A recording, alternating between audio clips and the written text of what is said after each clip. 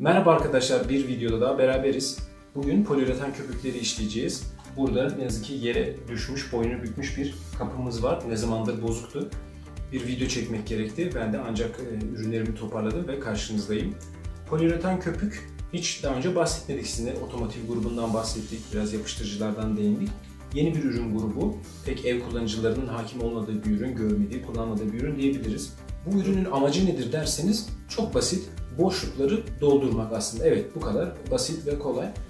Nispeten ama büyük boşlukların doldurulmasında kullanılan bir ürün türü. Daha dar, ufak boşluklar, birkaç milim, yarım santim, 1 santim gibi boşluklar için tabii derz dolgu malzemeleri, yani mastikler tercih edilmelidir. Görmüş olduğunuz ürünler, dikkat etmişsinizdir, yanında plastik bir hortumla, yani pipet ile satılıyor. Bu ürünlerin hepsinin yanında zaten bir tane pipet verilir. Bunlar pipetli köpükler olarak adlandırılırlar. Pipetli uygulanan köpükler olduğu gibi bir de tabanca aparatıyla uygulanan köpükler var. Onlar biraz daha profesyonel. Neden? Çünkü onların yanında bir tabanca aparatı verilmiyor. Tabancayı ayrıyeten almanız gerekiyor.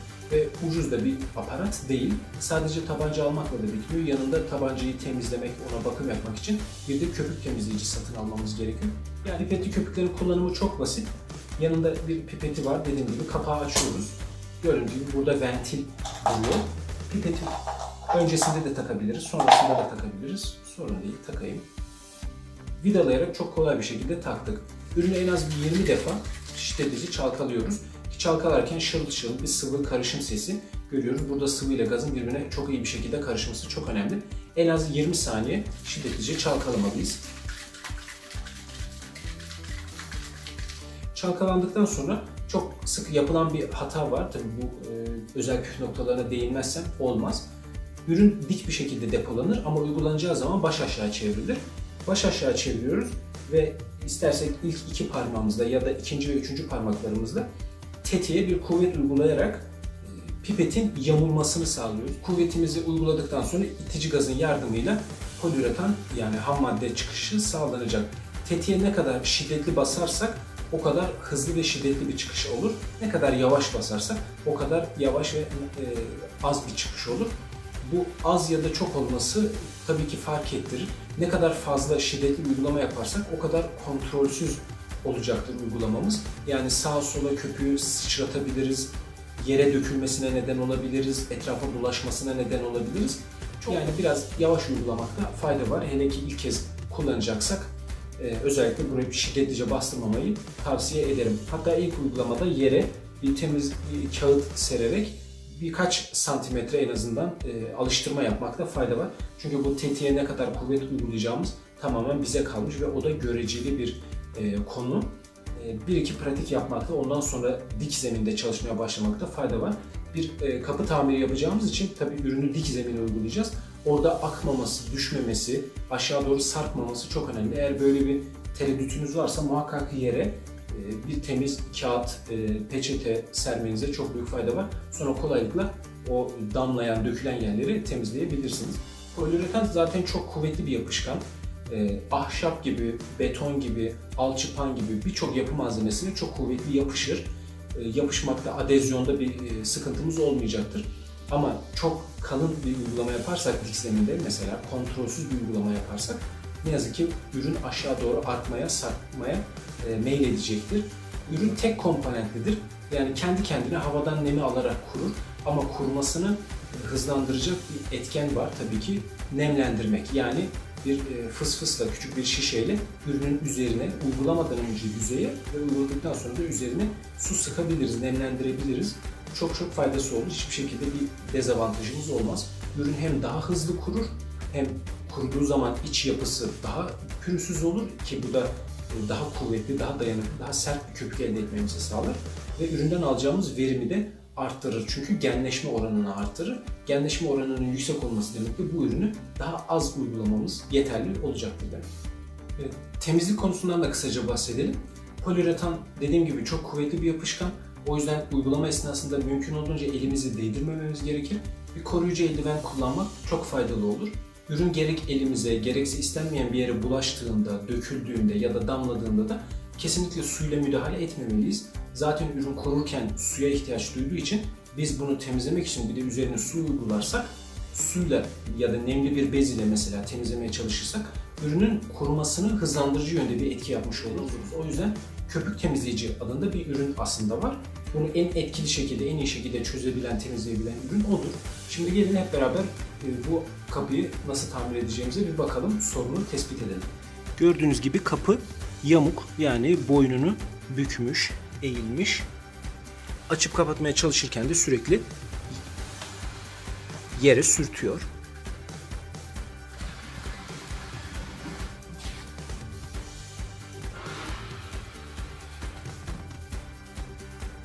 Evet, burada da gördüğünüz gibi duvar ile kapı arasında çok büyük bir boşluk söz konusu. Çünkü kapı öne doğru gelmiş. Evet, burada da çok büyük bir boşluk var. Çok geniş.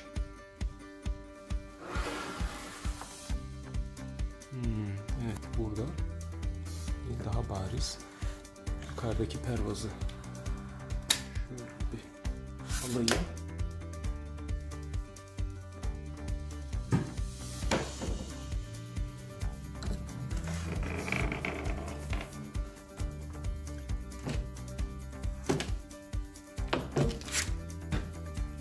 Şimdi bu köpüğü güzelce falçata ile keserek temizlememiz lazım.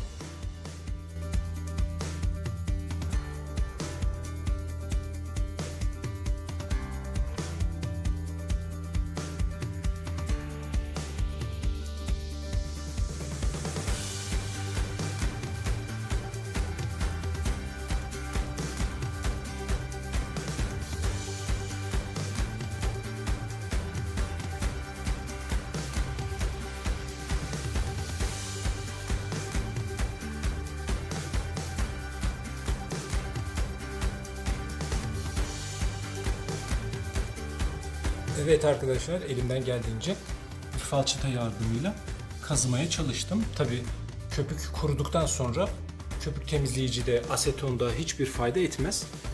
Kurumuş köpük ancak mekanik yollarla temizlenebilir. Şu anda gördüğünüz gibi çok hafif pürüzler var. Geri kalan bütün köpük temizlendi. Evet, ortalığı da biraz batırdık ne yazık ki. Temizlik tamamlandı. Hemen nemlendirmeye geçelim.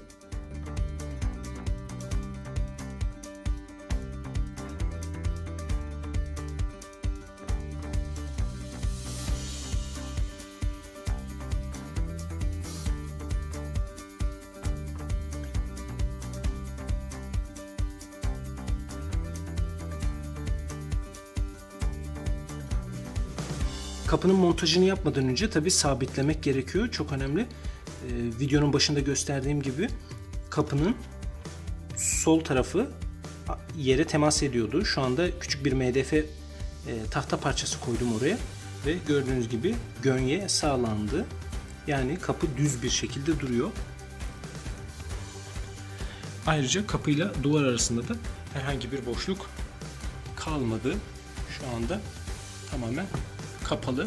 Bu şekilde köpük uygulaması yapmalıyım. Yani montaj kapı olması gerektiği gibi durmalı montaj yapılmadan önce. Eğer yamuk bir şekilde köpüğü uygularsam köpük kurur ve sertleşirse de kapı yamuk bir şekilde kalır. Tabii ki çok büyük bir problem arz eder. Şimdi uygulamaya geçebiliriz. Evet, ben de eldivenimi taktım. Tabii ki ne kadar ürüne aşina da olsak, profesyonel de olsak tedbir almak gerekli. Eldivenimizi takıyoruz. Ürünümüzü alıyoruz. Pipeti ucuna zaten takmıştık. Şiddetlice çalkalıyoruz. Tenekeyi baş aşağı çeviriyoruz ve tetiğe bastırarak köpüğü uyguluyoruz. Burada gördüğünüz gibi alt kısımdaki boşluklar nispeten dar. Pipet zar zor sığıyor. Yukarıya çıktıkça boşluğumuz genişliyor ve çok daha rahat bir uygulama imkanı sağlıyor. Ben de alt kısımları biraz dışarıdan, yani nispeten biraz daha az bir uygulama yapacağım. Ama yukarılara çıktıkça daha fazla miktarda köpük uygulayabileceğim. Haydi bakalım başlayalım.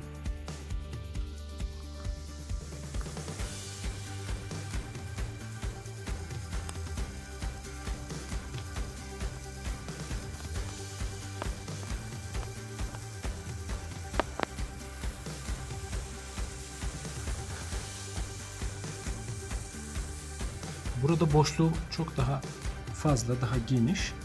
buraya çok daha rahat bir köpük uygulaması yapabileceğiz. Tekrar tenekemizi çalkalıyoruz.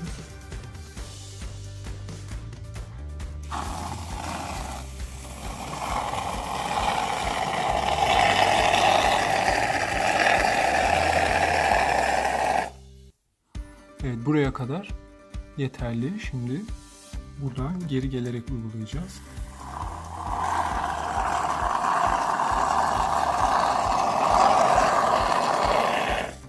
Evet. Gayet yeterli. Ürün genişleyecek, şişecek ve hem yukarıya hem de derine doğru, yani içeriye doğru bir kapatıcılık sağlayacak.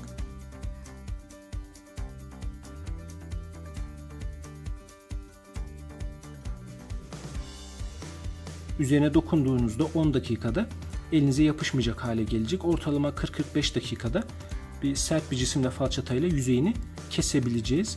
1,5-2 saatte bizim ihtiyacımızı karşılayacak kadar kuruyacak ama garantiye almakta fayda var. 24 saat bekleyeceğiz. 24 saat sonra fazla taşan kısımları, ki bu daha şişecek, genişleyecek. Bu sadece ilk genleşme. Bir de zaman içerisinde 2-3 saat içerisinde ikinci genleşme gerçekleşecek. Bu genleşme sonucunda taşan kısmı falçatayla güzelce temizleyeceğim, keseceğim. Sonra söktüğüm pervazları geri yerine takacağım. Ürünün kürleşmesini beklerken biz de sizinle ufak bir köpük temizleyici uygulaması yapalım. Temizleyiciyi aldım, üstündeki kapağı açtım. Şu küçük minik gagasını da buraya taktım. Tabii bunu da güzelce çalkalıyorum. Köpüğün üzerine direkt uyguladığımda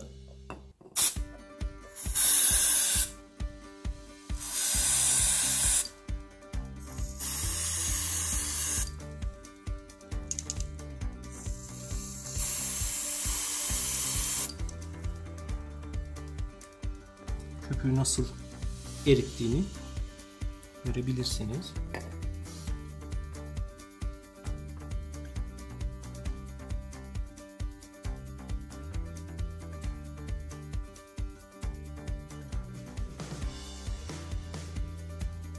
Evet arkadaşlar, 24 saat geçti. Ürünümüz kurudu, genleşti ve boşluğu tamamen doldurdu. Şimdi taşan kısımları keserek temizleyebiliriz. Kapının pervazlarını yapıştırmak için Akfix 310 akrilik montaj yapıştırıcısını tercih ettim. Akrilik, yani su bazlı bir ürün, kokusuz, kendin yap işleri için çok uygun. Kapının pervazı üzerindeki eski yapıştırıcı kalıntılarını söküyorum. Kartuşun uç kısmını kesiyorum. Kanülü takıyorum ve kartuşumu mastik tabancasına takıyorum. Nispeten ince ve kısa çizgiler halinde yapıştırıcıyı duvara uyguluyorum. Pervazları yerine takıyorum. Yapıştırıcı ile işim bitti. Kanülün ucuna kurumasını engelleyici kapağını takıyorum. Son olarak kapıyı düz tutması için altına koyduğum tahta parçasını çıkartıyorum ve kapım olması gerektiği gibi düz bir şekilde duruyor. Artık eskisi gibi yere sürtmeden açılıyor ve kapanıyor. İşlem başarıyla tamamlandı. İzlediğiniz için çok teşekkür ederim. Beğenmeyi ve kanalıma da abone olmayı unutmayınız lütfen. Çok teşekkürler.